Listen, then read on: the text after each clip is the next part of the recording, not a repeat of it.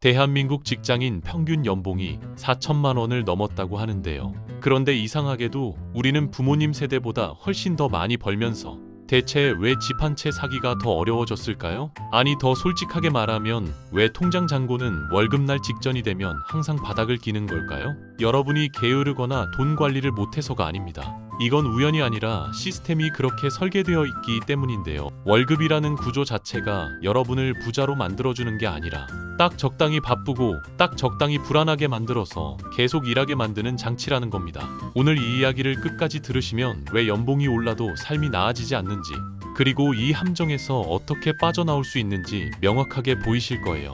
이 영상에서 한번 자세히 이야기해 보겠습니다.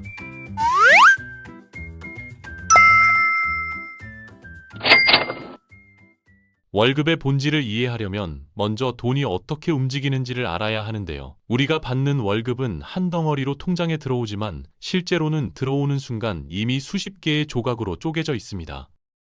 예를 들어볼게요. 연봉 5천만 원을 받는 직장인 민수 씨가 있다고 가정해 보겠습니다. 세전 월급이 약 417만 원인데 여기서 4대 보험 등 각종 세금을 떼고 나면 실수령액은 약 350만 원 정도가 됩니다.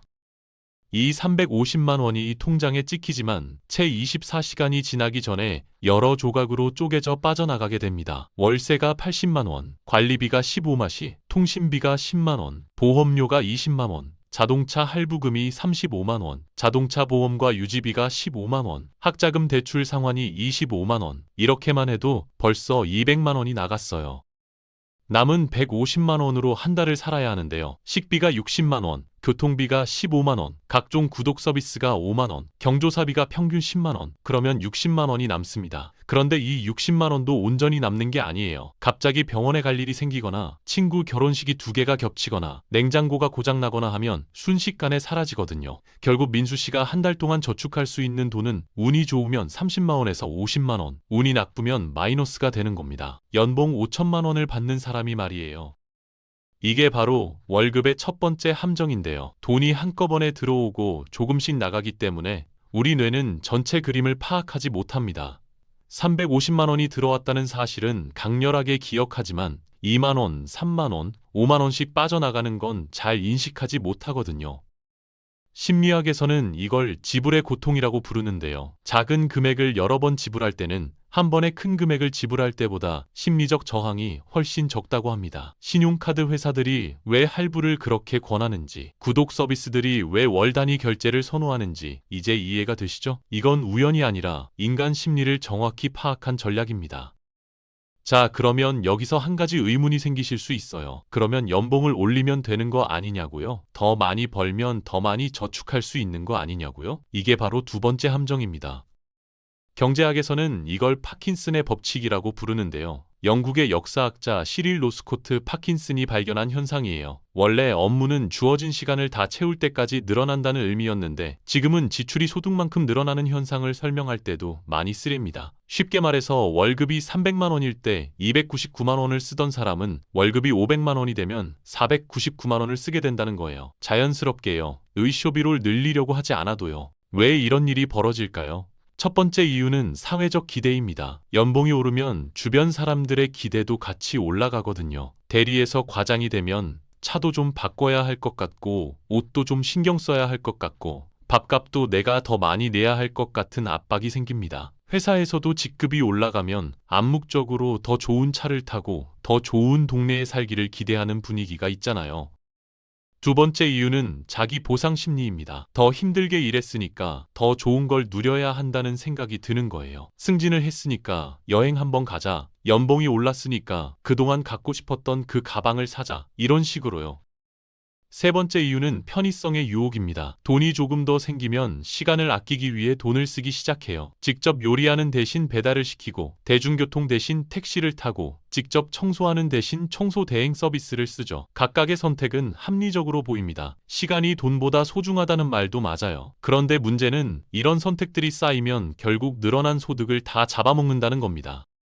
실제로 한국의 통계를 보면 재미있는 현상이 나타나는데요. 소득 상위 20% 가구의 저축률이 소득 상위 40% 가구의 저축률과 크게 다르지 않습니다. 돈을 2배로 번다고 저축을 2배로 하는 게 아니라는 거예요. 오히려 어떤 경우에는 고소득자가 저축률이 더 낮기도 해요. 왜냐하면 유지해야 할 생활 수준이 더 높기 때문이죠. 이걸 전문 용어로 라이프스타일 인플레이션이라고 부르는데요. 물가 인플레이션은 외부에서 오지만 라이프스타일 인플레이션은 우리 스스로가 만들어냅니다. 그리고 이게 왜 무서운지 아세요? 한번 올라간 생활 수준은 내리기가 정말 어렵거든요. 월세 100만 원짜리 집에서 살다가 80만 원짜리로 이사하는 건 승진해서 더 좋은 집으로 이사하는 것보다 심리적으로 10배는 더 힘듭니다. 여기서 더 무서운 게 뭔지 아세요? 바로 황금 수갑이라는 개념입니다. 영어로는 골든 핸드커프스라고 하는데요. 이건 여러분을 회사에 묶어두는 보이지 않는 족쇄를 말해요. 황금 수갑이 뭐냐면요. 연봉이 높아질수록 그 연봉에 맞춰서 고정 지출이 늘어나고 그러면 그 연봉 없이는 살 수 없는 상태가 되는 겁니다. 구체적으로 예를 들어볼게요. 연봉 4천만 원 받을 때는 전세 1억 원짜리 집에 살았어요. 그런데 연봉이 6천만 원이 되니까 전세 2억 원짜리 집으로 이사를 합니다. 자연스러운 선택이죠. 그런데 이제 문제가 생겨요. 만약 회사에서 부당한 대우를 받거나 정말 하기 싫은 일을 시키거나 상사가 너무 힘들게 굴어도 쉽게 퇴사를 할 수가 없습니다. 왜냐하면 전세 대출 이자를 갚아야 하고 자동차 할부금을 내야 하고 각종 보험료와 구독료가 매달 빠져나가니까요. 이 모든 게 연봉 6천만 원을 전제로 설계되어 있는 거예요. 퇴사하면 당장 다음 달부터 이 모든 걸 감당할 수가 없습니다. 그래서 참는 거예요. 분명히 불합리한 상황인데도 참고 또 참습니다. 이게 바로 황금 수갑의 본질이에요. 높은 연봉이 주는 건 자유가 아니라 더 화려한 감옥인 겁니다. 밖에서 보면 부러워 보이지만 안에 있는 사람은 갇혀있는 느낌을 받아요. 더 충격적인 건 이 황금 수갑을 채운 게 다른 누구도 아닌 바로 자기 자신이라는 점입니다. 회사가 강제로 비싼 집에 살고 한 게 아니에요. 좋은 차를 사라고 협박한 것도 아니고요. 우리가 스스로 선택한 겁니다. 시스템은 그저 선택지를 제시했을 뿐이에요. 더 좋은 집이 있네요. 더 좋은 차가 있네요. 이 정도 연봉이면 이 정도는 누려야 하지 않을까요? 이런 식으로 부드럽게 속삭였을 뿐인데 우리는 그 유혹을 뿌리치지 못한 거죠. 제가 아는 한 선배는 대기업에서 연봉 1억 원을 받았어요. 누구나 부러워하는 자리였죠. 그런데 그 선배가 어느 날 저한테 이런 말을 했습니다. 나는 월급날 통장에 1,000만 원 가까이 들어와도 그 다음 날이면 100만 원도 안 남아. 아파트 대출 이자에 자동차 리스비에 아이들 학원비에 각종 보험료까지 다 빠지고 나면 정말 남는 게 없어. 솔직히 연봉 5천 받을 때보다 지금이 더 불안해. 이해가 되시나요? 연봉 1억을 버는 사람도 똑같은 불안을 느끼고 있다는 겁니다. 아니 오히려 더 큰 불안을 느끼기도 해요. 왜냐하면 떨어질 때 떨어지는 높이가 더 높으니까요. 자, 그러면 여기서 정말 중요한 질문을 하나 드려볼게요. 지금 당장 회사를 그만둔다면 여러분은 현재의 생활 수준을 몇 개월이나 유지할 수 있으세요? 한번 솔직하게 생각해 보세요. 월급 없이 지금 내는 월세나 대출이자, 자동차 유지비, 생활비를 몇 개월이나 감당할 수 있는지요? 만약 그 답이 3개월 미만이라면 여러분은 현재 함정에 빠져 있는 겁니다. 그리고 안타깝게도 한국 직장인의 60% 이상이 이 범주에 들어갑니다. 통계청 자료에 따르면 한국 가구의 평균 금융자산은 약 1억 원 정도 되는데요. 그런데 여기서 부채를 빼고 실제로 쓸 수 있는 유동자산만 계산하면 훨씬 적어집니다. 특히 40대 가구주의 경우 주택담보대출 때문에 순자산은 높지만 당장 쓸 수 있는 현금은 오히려 30대보다 적은 경우가 많아요. 이게 뭘 의미하는지 아세요? 우리는 상 월급에서 한 달 거리밖에 떨어져 있지 않다는 겁니다. 정규직이든 비정규직이든 대기업이든 중소기업이든 마찬가지예요. 이 상태에서는 절대로 위험을 감수할 수가 없습니다. 창업을 하고 싶어도 못하고 이직을 하고 싶어도 못하고 부당한 대우를 받아도 참을 수밖에 없어요. 왜냐하면 월급이 끊기면 바로 다음 달부터 생활이 무너지니까요. 이게 바로 시스템이 우리를 통제하는 방식입니다. 우리를 완전히 가난하게 만드는 게 아니에요. 그러면 반란이 일어나겠죠. 대신 딱 적당히 불안하게 만듭니다. 잃을 게 있다고 느끼게 만들어요. 아파트도 있고 자동차도 있고 꽤 괜찮은 삶을 살고 있다고 느끼게 하면서 동시에 그걸 잃을까봐 두려워하게 만드는 거예요. 이게 가장 효과적인 통제 방식입니다. 완전한 자유도 속박도 아닌 그 중간 어딘가에 있는 상태, 충분히 편안해서 반란은 일으키지 않지만 충분히 불안해서 계속 열심히 일하는 상태, 이게 바로 월급쟁이의 삶입니다. 여기서 잠깐 다른 각도로 생각해 볼게요. 우리가 왜 이렇게 됐을까요? 부모님 세대는 정말로 월급만으로 집을 사고 자식을 키우고 노후 준비까지 했는데 우리는 왜 못하는 걸까요? 여러 가지 이유가 있겠지만 가장 큰 차이는 자산 가격의 폭등입니다. 특히 부동산이요. 1990년대에 서울 아파트 평균 가격이 1억 원 정도였어요. 그때 평균 연봉이 1,000만 원 정도였으니까 10년 정도 모으면 집을 살 수 있었던 거예요. 지금은 서울 아파트 평균 가격이 12억 원이 넘습니다. 평균 연봉이 4천만 원이라고 해도 30년을 꼬박 모아야 하는 거예요. 한 푼도 안 쓰고요. 이게 현실적으로 가능한 일인가요? 30년 동안 월급 전액을 저축한다는 게요. 불가능하죠. 그래서 우리는 대출을 받을 수밖에 없고 대출을 받으면 그 이자를 갚기 위해 계속 일해야 합니다.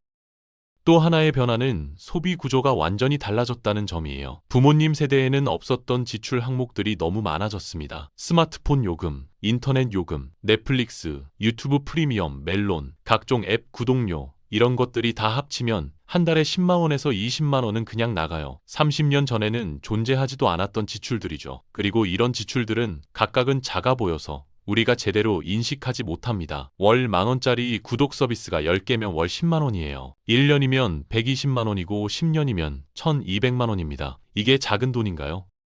또한 사회적으로 소비에 대한 압박이 훨씬 강해졌어요. SNS 때문이죠. 인스타그램을 열면 친구들이 맛있는 거 먹고 좋은데 여행 가고 예쁜 옷 입고 있는 게 실시간으로 보입니다. 예전에는 옆집이 뭘 사는지 잘 몰랐어요. 그런데 지금은 전국에 있는 수천 명의 친구와 지인들이 뭘 소비하는지 다 보이거든요. 이게 무의식적으로 소비 욕구를 자극합니다. 나도 저 정도는 해야 하지 않나 하는 생각이 들게 만들어요. 이걸 상대적 박탈감이라고 하는데 현대 사회에서 이게 정말 심각한 문제예요. 한국은 특히 체면 문화가 있어서 이게 더 심하죠. 직장 동료들이 다 외제차를 모는데 나만 국산차를 몰면 왠지 기가 죽는 느낌이 들잖아요. 객관적으로 보면 차는 그냥 이동수단일 뿐인데 우린 차를 신분의 상징으로 받아들이도록 훈련받았습니다. 그래서 무리해서라도 더 좋은 차를 사게 되는 거예요.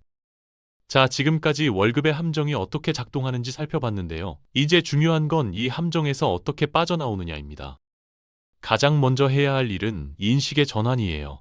소득과 부는 완전히 다른 개념이라는 걸 명확히 이해해야 합니다. 소득은 일에서 받는 돈이에요. 일을 멈추면 소득도 멈춥니다. 반면에 부는 일을 하지 않아도 남아있는 자산이에요. 저축이든 투자든 부동산이든 말이죠. 연봉 1억 원을 받아도 1년에 9천만 원을 쓰면 부는 1,000만 원밖에 안 늘어납니다. 연봉 5천만 원을 받아도 1년에 3천만 원만 쓰면 부는 2천만 원이 늘어나요. 어떤 게 더 빨리 부자가 되는 길인지 보이시죠? 중요한 건 얼마를 버느냐가 아니라 얼마나 남기느냐입니다. 그리고 남은 돈이 어디로 가느냐가 더 중요해요. 통장에 그냥 놔두면 인플레이션 때문에 가치가 줄어듭니다. 그 돈이 돈을 버는 구조를 만들어야 해요. 투자라고 하면 너무 어렵게 생각하시는 분들이 많은데요. 처음에는 간단하게 시작해도 됩니다. 적금도 투자고 펀드도 투자고 주식도 투자예요. 중요한 건 돈이 일하게 만드는 겁니다. 여러분이 자는 동안에도 돈이 일하게 만들어야 해요. 그래야 월급에서 벗어날 수 있습니다. 두 번째로 해야 할 일은 비상금을 만드는 겁니다. 최소 생활비의 3개월에서 6개월치를 현금으로 갖고 있어야 해요. 이게 왜 중요하냐면요. 비상금이 있으면 심리적으로 완전히 달라지거든요. 당장 회사를 그만둬도 몇 개월은 버틸 수 있다는 확신이 생기면 협상력이 생깁니다. 연봉 협상할 때도 더 당당하게 할 수 있고 부당한 대우를 받을 때도 참지 않아도 되고 새로운 기회가 왔을 때 과감하게 도전할 수 있어요. 비상금이 없으면 모든 결정을 두려움에 기반해서 하게 됩니다. 이 일을 그만두면 다음 달부터 어떻게 살지 하는 두려움이요. 두려움에 기반한 결정은 대부분 좋지 않은 결과를 가져와요. 비상금을 모으는 게 쉽지 않다는 거 알아요. 그런데 불가능한 것도 아닙니다. 매달 10만 원씩만 모아도 1년이면 120만 원이에요. 3년이면 310만 원이고요. 이게 6개월치 생활비가 안 될 수도 있어요. 그런데 1개월치도 없는 것보다는 3개월치가 낫고 3개월치보다는 6개월치가 낫습니다. 조금씩이라도 시작하는 게 중요해요. 세 번째는 고정지출을 공격적으로 줄이는 겁니다. 고정지출이란 매달 자동으로 빠져나가는 돈을 말하는데요. 이게 진짜 무서운 적입니다. 왜 무섭냐면 한번 설정하면 의식하지 못하고 계속 나가기 때문이에요. 구독 서비스를 예로 들어볼게요. 처음에 무료 체험으로 시작해서 월 10,000원짜리 구독을 시작했어요. 처음 한두 달은 열심히 쓰다가 어느 순간 안 쓰게 되는데 해지하는 건 귀찮아서 그냥 두잖아요. 이게 쌓이면 한 달에 10만 원, 20만 원이 그냥 날아가는 겁니다. 지금 바로 통장 내역을 확인해 보세요. 자동이체로 빠져나가는 항목들을 다 적어보세요. 그리고 정말 필요한 건지 하나하나 따져보세요. 안 보는 OTT 서비스, 안 듣는 음악 서비스, 안 읽는 뉴스 구독, 이런 거 다 해지하세요. 작아 보여도 모으면 큽니다. 그리고 큰 고정 지출도 재검토가 필요해요. 정말 이 집이 필요한가요? 정말 이 차가 필요한가요? 조금 불편해도 더 저렴한 대안은 없나요? 물론 삶의 질을 너무 떨어뜨리면서까지 아끼라는 게 아니에요. 그런데 우리가 당연하게 생각하는 지출 중에 사실은 별로 행복에 기여하지 않는 것들이 꽤 많습니다. 그런 걸 찾아서 줄이면 삶의 질은 크게 떨어지지 않으면서 저축은 늘릴 수 있어요. 이게 핵심입니다. 오늘부터 작은 것 하나만 바꿔보세요. 안 쓰는 구독 서비스. 네 번째는 소득의 다각화입니다. 월급에만 의존하는 건 정말 위험해요. 회사가 망하면, 구조조정을 당하면, 건강이 나빠지면 소득이 바로 제로가 되거든요. 부업을 시작하라는 얘기를 많이 들으셨을 텐데요. 그런데 부업도 결국 시간을 팔아서 돈을 버는 거라 한계가 있어요.